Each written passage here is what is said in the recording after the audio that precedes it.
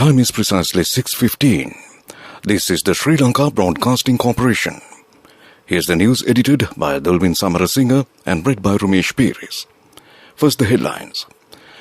The President instructs to issue 93 billion rupees from the Treasury to the Electricity Board. The Public Utilities Commission says Electricity Board has not been given permission to curtail electricity. Sri Lanka's vaccination program ranks high when compared with global standards. MP Sarath Fonseca says good governance government should be held responsible for the country's present situation. The case against 25 suspects in connection with the Easter Sunday attack will be heard again on the 3rd of March. Purchasing of turmeric from farmers begins. In news overseas, the US orders families of Ukraine embassy staff to leave on war fears. And in sports, it's cricket. Sri Lanka women's team qualify for Commonwealth Games. And now the local news in detail. President Gotabaya Rajapaksa has instructed the Treasury to issue 93 billion rupees to the Electricity Board to complete a debt payment of 96 billion rupees to Petroleum Corporation. Chairman of the Petroleum Corporation, Sumit Vijayasinghe, said that it would help to purchase oil and repay the debt. Meanwhile, Minister Gamini Lokuge said that the government is trying to continuously supply electricity to the people. He mentioned this during a media briefing at Sri Lanka Podujana Peramuna Party headquarters this morning. The minister said a certain group is trying to purchase electricity at high rates, but the government aims to supply electricity to the people at a minimum cost. The chairman of the Public Utilities Commission, Janaka Ratnayaka, says the Electricity Board has not been given approval to disconnect electricity and the relevant recommendations will be given tomorrow. He requested the public not to get misled by rumors spread by various parties and trade unions on power interruption. The Electricity Board has requested the Commission for permission to disconnect electricity daily. However, with the intervention of political authorities, steps have been taken to issue oil needed for power generation. During a media briefing today, he said that owners of generators have also expressed their willingness to supply electricity. Kalanithisa, Sojits and Tulhiriya power plants can generate electricity for a few more days. Some people have not paid electricity bills for nearly 2 years amid the pandemic, which is a huge loss to the Electricity Board. Therefore, he requested the public to pay the arrears in their electricity bills. The Health Minister Keheli Rambukwella says that Sri Lanka is at a high position when considering global vaccination levels. He pointed out that there was only one laboratory at the beginning of the COVID pandemic. It has been increased to 27 by now. It has become possible to maintain normal activities in the country due to the successful vaccination process. 121,000 have been subjected to quarantine. 51 million vaccine doses have been brought to the country from the 29th January last year. The minister said today that there is a stock of 8 million vaccines in the country at present. He pointed out that Sri Lanka's vaccination process will complete 1 year on the 29th of this month. He said that people hesitate to get the third dose due to myths. Health Minister Rambukwella disclosed that Sri Lanka ranked third in vaccination among 194 countries. This news broadcast comes to you from the Sri Lanka Broadcasting Corporation. The chairman of Samagi Jana Balawegaya, MP Sarath Fonseca, says that the previous good governance government should be held responsible for the present state of the country. He mentioned this addressing Galle Akmimana Balamandala meeting yesterday. He said that everyone should work in unity to overcome the crisis that the country is facing at present. He added that the people should act wisely at the moment. The case against 25 suspects arrested in connection with the Easter Sunday attack is scheduled to be taken up again on 3rd of March. The case is heard before High Court Justices Amal Ranaraja, Damit Totawatta and Navaratna Marasinghe.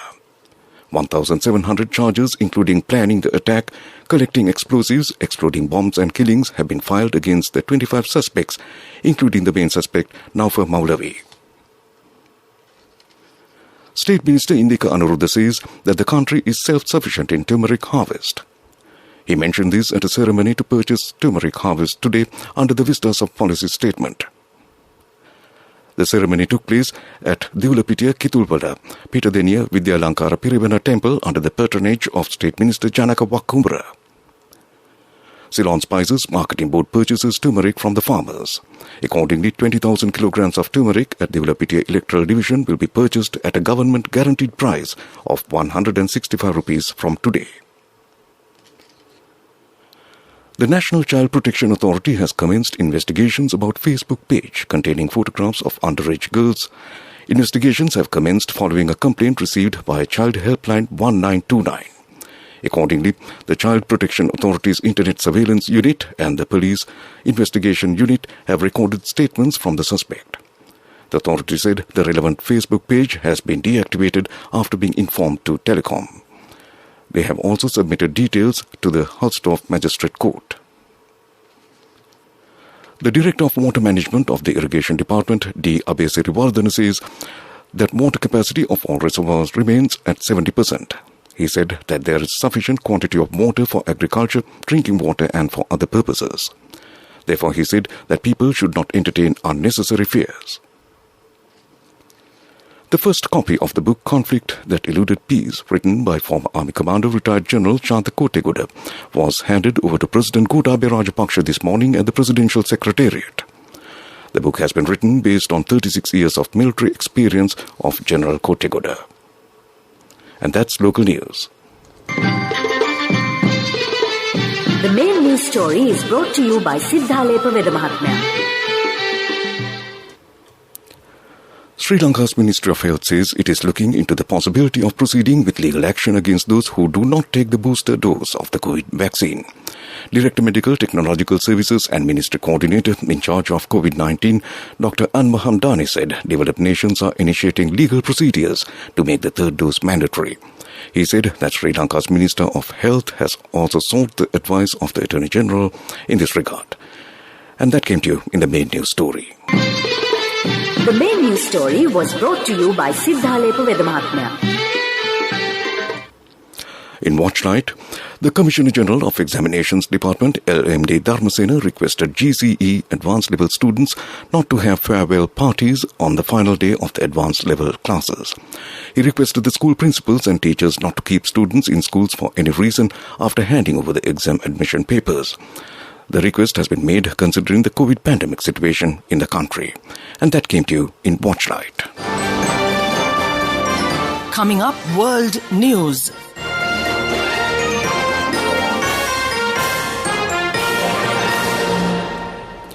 Moving on to a bulletin of world news, first the headlines. The US soldier orders families of Ukraine embassy staff to leave on war fears. Houthi missiles target Saudi Arabia and UAE. Burkina Faso president detained by military. And now the world news in detail. The United States has ordered the families of all American staff at the U.S. Embassy in Ukraine to leave the country amid heightened concern that Russia, which has massed troops on the border, is about to invade. In a statement, the State Department also said that non-essential embassy staff could leave Ukraine at government expense and that all Americans should consider departing immediately. The United Arab Emirates says it intercepted and destroyed 2 ballistic missiles over Abu Dhabi that were fired by Yemen's Houthi rebels, the latest escalation in Yemen's long-running war. Today's attack came a week after another Houthi drone and missile attack on Abu Dhabi that killed 3 civilians. The UAE Defense Ministry said in a statement that remnants of the intercepted ballistic missiles fell in separate areas around Abu Dhabi. The president of Burkina Faso, Roch Kabore, has reportedly been detained by mutinying soldiers. Some troops in the West African nation have demanded the sacking of military chiefs and more resources to fight Islamist militants. Gunfire have been heard overnight near the presidential palace and at barracks in the capital, Ouagadougou. The government, however, denied suggestions of a military coup or the president was under arrest. Back to the headlines of the world news. The U.S. orders families of Ukraine embassy staff to leave on war fears. Houthi missiles target Saudi Arabia and UAE. Burkina Faso president detained by military. And that ends the bulletin of world news. Development News is brought to you by Let's take coal out of the coconut tree and make the island thriving and prosperous. Call our hotline 1928. WhatsApp 070 400 1928. Sri Lanka welcomed 58,906 tourists within first 3 weeks of January, realizing nearly 59% of its ambitious monthly target of 100,000 arrivals. Data shared by the Tourism Ministry yesterday indicated that the country would need to lure 41,094 more tourists within the last week of the month to meet the target. From the total arrivals within the first 22 days, Russia maintained its position as the largest source market, accounting for 16.4% of the tourist traffic generated in January thus far. And that was Development News. Development News was brought to you by the coconut tree is well grown in almost all the parts of the island. It is an exceptional source of extra income. The shell, the husk and almost all the parts of the coconut tree makes you money, providing you with an excellent extra source of income. It will also help to nourish the economy of the country. You will be guided with all necessary informations regarding the coconut cultivation, with the novel cultivation techniques and all other related and upgraded informations by the Coconut Research Institute, Lunavilla. Call our hotline 1928. WhatsApp 070 400 1928. Moving on to sports, it's cricket. Sri Lanka's women's cricket team beat Bangladesh to qualify for the Commonwealth Games 2022 Women's 2020. Sri Lanka scored 136 for 6 in 20 overs and set a target of 137 for Bangladesh. However, Bangladesh scored only 114 for 5 wickets. In other cricket news, the first match of the National Super League limited over tournament between Colombo and Galle team was played at the SSC in Colombo today. Batting first, Colombo scored 213 in 50 overs. Galle won the match by 3 wickets by scoring 215 for 7 wickets in 42.4 overs. In the second match of the National Super League limited over tournament, Jaffna vs Dambulla was played today at P. Saravanamuthu Stadium. Batting first, Jaffna scored 255 runs in 50 overs. Dambulla was able to score only 79 in 25.5 overs. Accordingly, Jaffna won the match by 176 runs. In international cricket, England captain Joe Root has been named Men's Test Cricketer of the Year by the International Cricket Council. Despite a difficult year for his side, Root hit 1,708 runs in 2021, the third most in a calendar year in tests. In other sports news, the Australian Open, Daniil Medvedev demonstrated again why he is the man to beat at the Australian Open with a battling win over Maxime Cressy in the Melbourne Heat. The Russian second seed reached the quarterfinals with a 6-2, 7-6, 7-4, 6-7, 4-7, 7-5 victory over the American. And that was sports news. Cash through NSP globally and win wonderful gifts locally. From October 1st, 2021 to December 31st, 2022. Remit a minimum of $100 or an equivalent amount in any foreign currency 3 times through NSB U Trust. Business News, sponsored by National Savings Bank, the safest place for your money. In business news, Hunas Holdings, previously known as Hunas Falls Hotels, has officially become Sri Lanka's newest listed diversified conglomerate. This follows Serenity Lake Leisure Private Limited, a fully owned subsidiary of TAD Group of companies, infusing the then Hunas Falls Hotels with 14.25 billion rupees in capital in January 2022 by transferring its ownership stakes in 11 companies to the latter. And that's business news. Business News, sponsored by Cash through NSP globally and win wonderful gifts locally. Will you be the lucky winner of the NSP Golden Jubilee? 50 gold sovereigns for the top prize winner of the NSP Golden Jubilee. Scooters for the 10 second prize winners. iPhones for the 10 third prize winners. Mountain bikes for the 29 fourth prize winners. From October 1st, 2021 to December 31st, 2022. Remit a minimum of $100 or an equivalent amount in any foreign currency 3 times through NSB U Trust. Economic news, courtesy of... I bought my daughter a laptop for her work by managing my finances. Whatever the expenses may be, I can't afford to miss out on life's special moments like her birthday or our anniversary. So you need to invest to make your family's future flourish. Saving money isn't easy when you have responsibilities. That's why we promise to give you the best returns and guarantee on your investment. LOLC Finance Fixed Deposits. Maximize your savings. LOLC Finance PLC, incorporated on the 13th of December 2001, is rated SLA stable by ICRA Lanka Limited and is licensed by the Monetary Board of the Central Bank of Sri Lanka under the Finance Business Act number 42 of 2011. The Monetary Board of the Central Bank of Sri Lanka issued rules making it mandatory for hotel service providers to accept payments from persons who reside outside Sri Lanka only in foreign exchange. At the same time, hotel service providers may accept payments in Sri Lanka rupees from persons resident outside Sri Lanka, provided they submit original documentary evidence to prove that such Sri Lanka rupees represent the foreign currency brought into the Sri Lanka and converted through a licensed bank or an authorized money changer.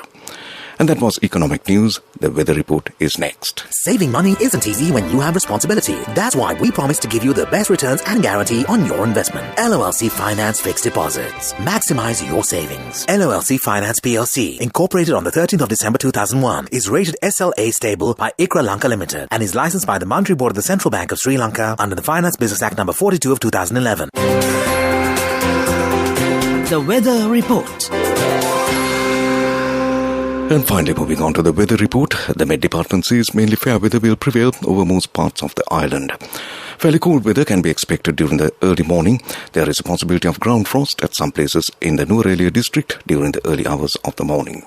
Misty conditions can be expected at some places in the western, central, Sabaragamuwa, north central and Uva provinces and in the Kurunegala, Galle and Matara districts during the morning.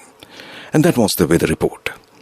And to end this news broadcast, a recap of the main news headlines. The President instructs to issue 93 billion rupees from the Treasury to the Electricity Board. The Public Utilities Commission says Electricity Board has not been given permission to curtail electricity. Sri Lanka's vaccination program ranks high when compared with global standards. MP Sarath Fonseca says good government should be held responsible for the country's present situation.